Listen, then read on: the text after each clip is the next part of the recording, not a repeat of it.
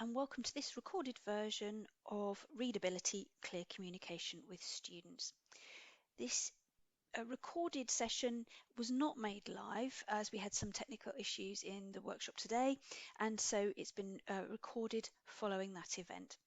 We started by just showing this slide about the DMU No Space for Hate project, which provides support to students who have experienced any form of hate or harassment, and DMU staff were asked to make sure that their own students were alerted to the support that No Space for Hate can offer.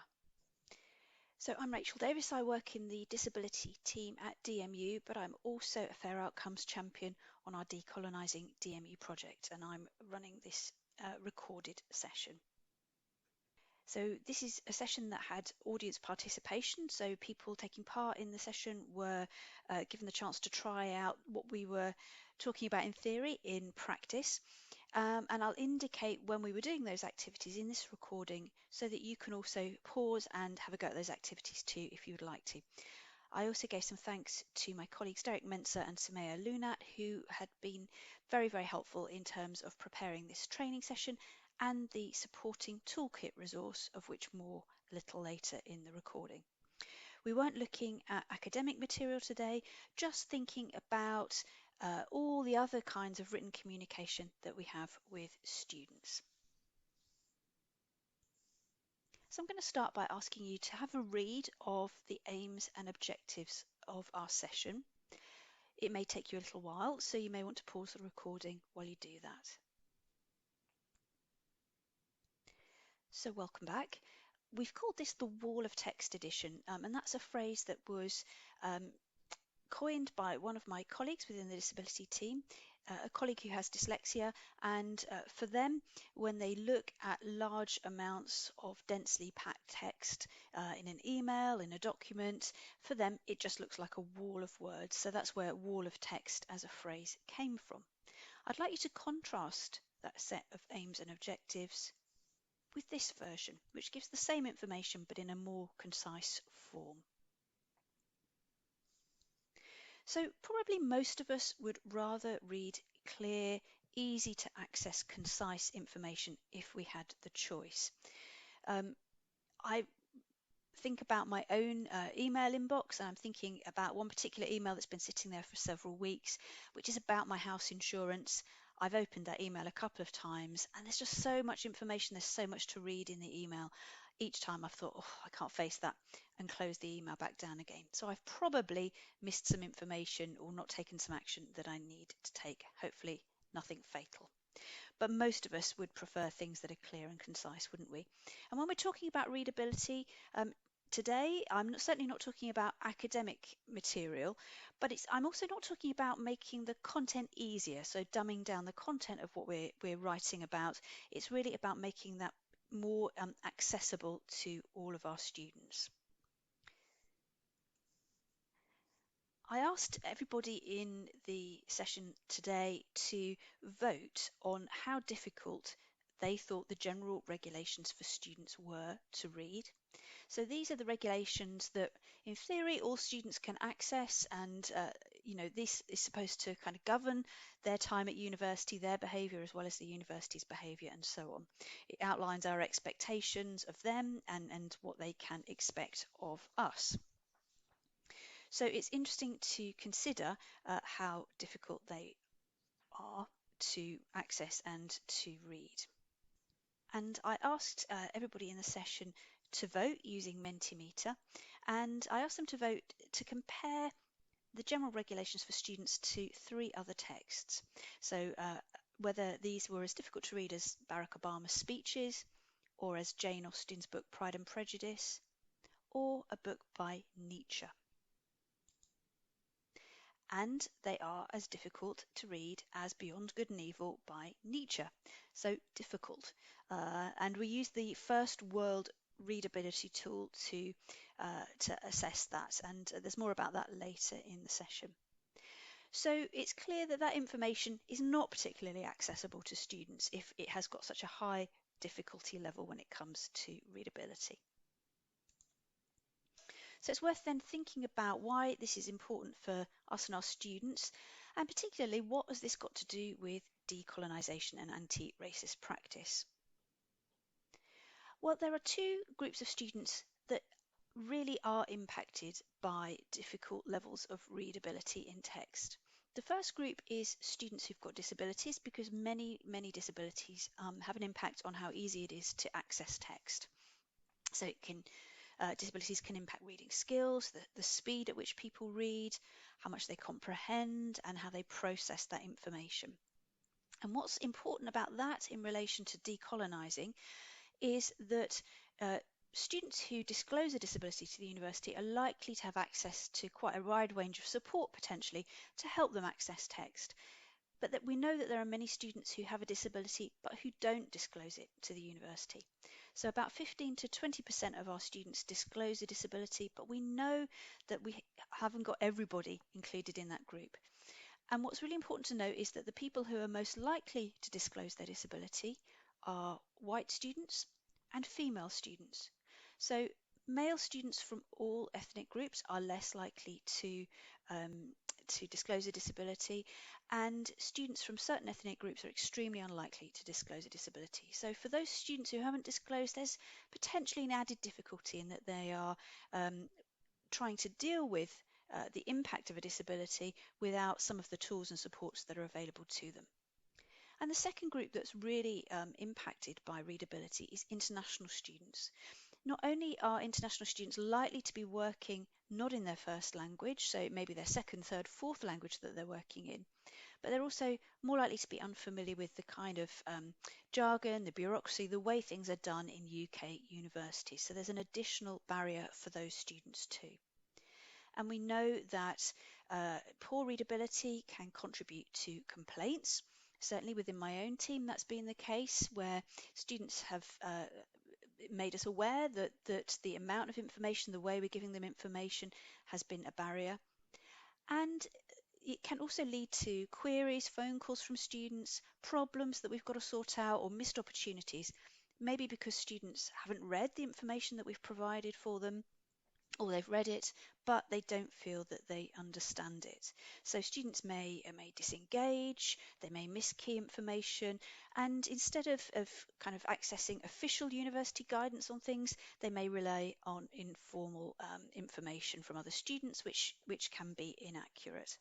And it's worth mentioning as well that international students in particular have a lot of additional administration that they need to do as students. So the processes around visas, around the way they pay their fees and so on, are more complex than for home students. And students tell us that they really value timely, honest and effective communication. That's what they want from us. This is not just in qualitative feedback, but it comes through the NSS, and those particular comments about timely, honest and effective are drawn from NSS data from 2020 and 2021. Students don't feel that they always get timely, honest and effective communication from us, but it's something that they do value. So let's then identify what are the factors that make text more or less readable. So first of all, there are some physical aspects, and we're not going to dwell on those greatly today. But things like the font, the size of print, the way that colour is used can all have negative or positive impacts on readability. And layout is important in that regard too. So columns are fine, but if you have columns that are very close together, that can be confusing for the eye and for the reader. And the line spacing, word and letter spacing also have a big impact on the readability level of text. In terms of what we write and how we say it, long sentences are more difficult to read as a general rule of thumb, and long sentences are often sentences that have lots of clauses in them. So they're a much more complicated sentence structure very often. And if you're not sure about clauses and what that means, the thing to look out for is if you've got a long sentence with loads of commas, then likelihood is that you've got a sentence that's got lots and lots of different clauses. Nothing wrong with that, but it does make things more difficult to read. There are some further factors too that makes text more or less readable.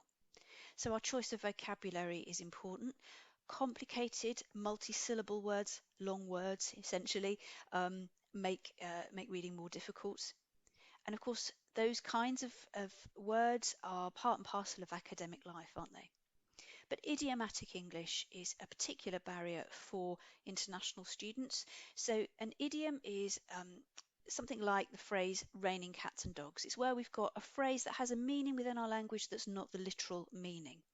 And those are more difficult to understand and use if you are not a native speaker of English. We also have in English lots of words with more than one meaning, and again, that can be confusing because the meaning is very dependent on understanding the context. So, an example there is the word mean, which could be referring to the mathematical concept. It could mean mean as in nasty, or it could mean mean as in meaning. So, it has lots of options, and the context is really what's going to give the reader that understanding. And finally, the use of the passive voice in writing is difficult. And the passive voice is something which is used a lot in academic writing. If you're not familiar with the term passive voice, it's really where we've got a sentence structure where it kind of hides really who's doing what in the sentence, who's doing the verb. So an example of that would be a decision has been made. In that phrase there, we don't know who's made that decision. There's no one taking responsibility, if you like. Putting that information in an active phrase would be we have decided. We know there who has made the decision. It's we in that sentence. So that particular structure as well really does affect readability. So we're going to have a look at format now. We've got another wall of text slide for you to read, so time for you to pause the recording and have a look at what we've got to say here. Okay, welcome back. So hopefully you've had time to read at least some of the bullet points you may have given up partway through, but here's the easier, clearer version. Things like headings are really helpful to aid our understanding and to help someone find their way around a document. Using short bullet points is also useful for highlighting only key information, but using really tons and tons of bullet points, particularly if each bullet point is a long sentence or even a paragraph, you start to lose the benefit of highlighting key information there. Using bold to emphasize things is really helpful. I would recommend usually steering clear of underlining or italics. For some people with disabilities, they can be problematic. And occasionally use of colour can work too. During the session, somebody raised a very useful point about people who have colour blindness and how using colour is problematic for them and for some other disabled people, and that's absolutely the case. So if you're going to choose to use colour as a highlighter, you need to be judicious in how you use that. Certainly in my own practice within the disability team, I would use colour to highlight information for students with a specific learning difference like ADHD or dyslexia. I probably wouldn't use that for somebody with a visual impairment potentially, or certainly somebody who was colourblind. So sparing use of colour can be helpful. So we're going to move on now to some tips from my colleagues in the disability team. So the disability team were my guinea pigs for developing some of this training, and they followed up on the training by doing a piece of work together to kind of audit and improve the readability of their standard communication. So they looked at things like pro forma emails, booklets, leaflets, and so on. In that work, they identified that there were some colleagues in the team who were really excellent at getting students to reply to emails. And so we wanted to know what their secret was, what they did that was different to everybody else. And so these were the tips that they came up with. So first thing was to make sure that text was in bite-sized blocks, that you didn't have that wall of text effect, but actually information was broken down into bite-sized pieces. They also tried to eliminate irrelevant or unnecessary information and only answer what students had asked about unless they'd asked for more detail. And this was because many people in the team were trying to anticipate what students would want next, and they were trying to give them as much information as possible so that they had everything at their fingertips that they needed. The difficulty was that very often that quantity of information became a new barrier for the student because they were put off by the amount of information that they had to read and understand. So just answering the question that the student had asked or the query that they'd posed was more successful. And they looked at how they used bullets, highlighting and colour and spacing to set out emails. And here's an example that one of the team came up with of an email to students that had been improved in terms of its readability.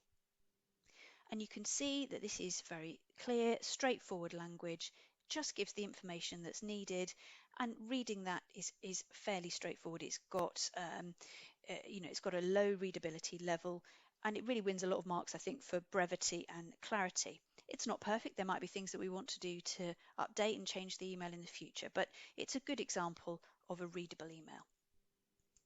And here's a second email. So you can see that readability isn't always about having things that are extremely short. This is a more detailed email, and there was a good reason for giving the additional detail. But for this student, what my colleague did was highlight the things the student needed to do. Now, this was a student who had ADHD, and my colleague knew that they were unlikely to read through all of the information because of their disability. So use the highlighting color to identify the main points within the information. We in fact got a response from the student to this email saying how grateful she was that we'd used that technique because it had made it much easier for her to find what she needed. We went on then to talk a little bit about scoring readability because, of course, it's helpful to be able to measure how readable a document is. It helps us to understand if we've made things harder or easier, and it gives us a sense of where we're starting at when we're thinking about this particular area. And there are a range of different tools and ways of calculating readability, and we're going to look at some of those. But generally speaking, there are some common features. So one thing is that very often readability scoring is given in terms of a reading age. And that's the reading age of the text, how difficult it is to read. And it's usually thinking about linking that reading age to the schooling system in some way. It's not about the age of the person who's reading the material. And if you think in the UK, our accepted kind of standard is about a reading age of 11 or 6th grade in American terms. That's accessible by most of the adult population. And that's the kind of level that things like government websites would aim for in terms of readability. So there are lots of different tools and methods, as I've said. Some of them give a grading score rather than a reading age. And if it is a grade score, that links to the American school system. So a grade of 6 would be equivalent to reading age 11 in the UK. There are a number of common features, though, in readability scoring. So most of them take into account the length of sentences and the complexity of sentences. Most of them also take into account the complexity of the vocabulary that's being used.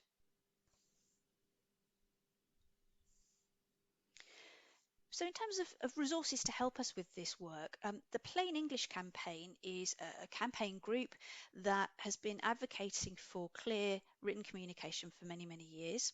Their website has got a range of really helpful information and tools on it that you can use to think about readability, and you may have come across the crystal clear mark that they back, and you might have seen that on things like government websites and so on, which is a kind of a readability standard.